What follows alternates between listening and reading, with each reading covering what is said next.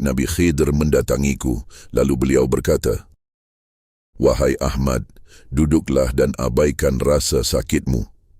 Sungguh setelah khabar kamu dengarkan dan tuliskan, aku akan berdoa untuk kesembuhanmu, wahai Ahmad. Sungguh tidaklah lama lagi akan tiba bulan di mana dahulu di bulan itu, bumi dan 7 lapis langit berhias. Para malaikat berbaris, para nabi bersiap menyambut datangnya manusia mulia yang Allah ciptakan berbeda, dan hanya satu-satunya di antara ciptaan-ciptaan yang terindah, para nabi dan rasul, dan berbeda dari manusia pada umumnya. Wahai Ahmad, sungguh di hari Isnin malam Selasa menjadi saksi perjalanan yang singkat kakekmu yang mulia Muhammad. Satu perjalanan yang sangat menakjubkan bagi beliau, hingga kesedihan beliau menjadi kegembiraan yang tak terhingga. 27 Rajab itu terhitung pada tahun 620, 1 tahun hitungan ahli perbintangan para raja di kala itu, yakni pada tahun ke-11 setelah diutusnya beliau Nabi mulia Muhammad. Sungguh beliau bersendirian dengan jasad beliau menghadap Allah dan berbicara yang menghapus kesedihan beliau yang mulia. Dan Allah Azza wa Jalla mengabadikannya dalam Al-Quran dengan 111 ayat tentang perjalanan itu. Quran Surah Al-Isra. Angka 1 menunjukkan isyarat bahwa Rasulullah benar-benar mengalami seorang diri di hadapan Rabb-Nya. Dan angka 11 menjadi isyarat peristiwa itu terjadi pada tahun ke-11 kenabian Muhammad yang mulia. Wahai Ahmad, kebencian para pembenci Rasulullah bertambah-tambah, hingga Allah memberikan perintah kepada kakekmu yang mulia untuk hijrah ke Yatsrib. Dan masa itu diabadikan dalam surah ke-53 An-Najm turun pada peristiwa Isra Mi'raj.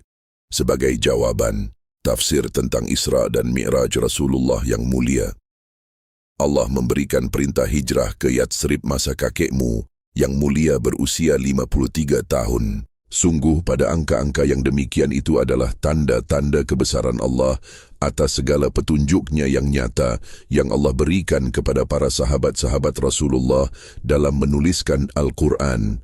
Apakah mereka tidak berfikir hingga mereka, para ulama akhir zaman, berselisih tentang peristiwa itu? Sungguh Sayyidah Saudah menjadi saksi peristiwa itu. Namun Sayyidah Saudah tidaklah diberi izin untuk menceritakannya, kecuali masa di mana Rasulullah yang mulia wafat. Yang demikian itu sebagai ujian bagi orang-orang yang beriman. Sungguh Sayyidah Saudah adalah istri kakekmu yang mulia Muhammad, yang bertubuh gemuk dan berbadan tinggi dengan kulit yang bersih lagi cantik, yang senantiasa menyayangi Rasulullah dan selalu membuat beliau tersenyum, karena menginginkan doa dari Rasulullah agar tubuhnya menjadi ramping.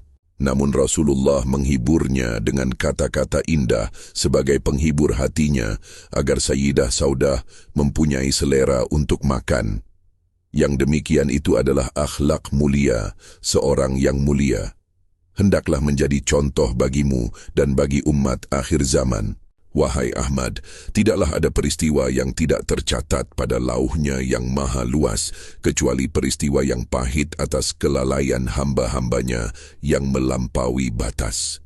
Sungguh telah nyata kerusakan di daratan dan lautan atas kebodohan dan kemaksiatan yang nyata. Bukankah telah lama Al-Quran diturunkan Allah sebagai petunjuk yang nyata? Lalu dirimu menuliskan tentang peringatan-peringatan yang aku sampaikan. Sungguh di tanah kelahiranmu telah datang peringatan hingga sebagian air dari lautan itu naik ke daratan.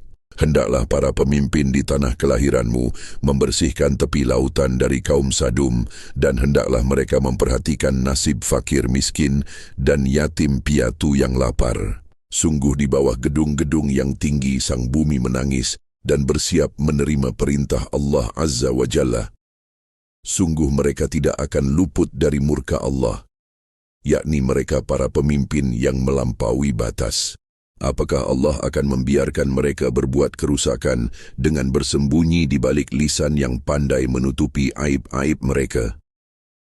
Sungguh azab Allah di atas dunia tidaklah akan diturunkan Allah tanpa adanya manusia-manusia yang munafik dan bersembunyi di balik pakaian dan jabatan. Sungguh mereka akan ditimpakan azab dunia dan azab akhirat hingga mereka kekal di dalam neraka yang menyala. Wahai Ahmad, bukankah telah datang perintah kepadamu untuk kembali memakai jubahmu dan naik ke atas bukit yang telah Allah tetapkan? Hendaklah sakitmu tidak menjadi halangan untuk menjalankan perintahnya. Sungguh dirimu hanyalah pemberi khabar yang Allah kehendaki bersamaku, hingga sampai kepada para pemimpin negerimu dan negeri-negeri para sahabatmu dan negeri yang terdapat umat Nabi mulia Muhammad.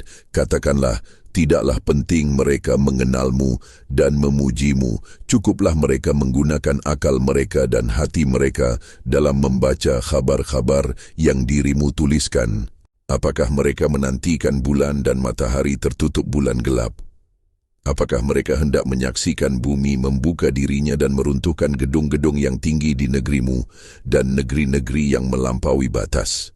Naiklah dan ketukanlah tongkatmu kembali hingga bumi bergetar dan lautan bergejolak di tanah kelahiranmu sebagai peringatan ke atas negerimu. Sungguh hari setelah Isnin adalah hari di mana dirimu diperintahkan Allah untuk berada di bukit itu. Janganlah mengkhawatirkan para pengikutmu. Allah akan melembutkan getarannya di rumah-rumah para pengikutmu.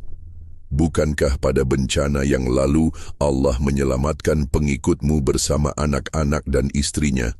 Hendaklah mereka menjadi saksi kebenaran yang dirimu sampaikan. Sungguh aku memberikan khabar kepadamu sebelum mereka memberi khabar keadaan mereka kepadamu. Apakah mereka yang tidak mengenalmu mengira dirimu pendusta setelah membaca khabar-khabar yang dirimu sampaikan? Sungguh aku, Balia bin Malkan, mendengar gemuruh di langit yang sangat aku faham, bahwa Allah Azza wa Jalla akan memberikan bukti-bukti nyata kembali.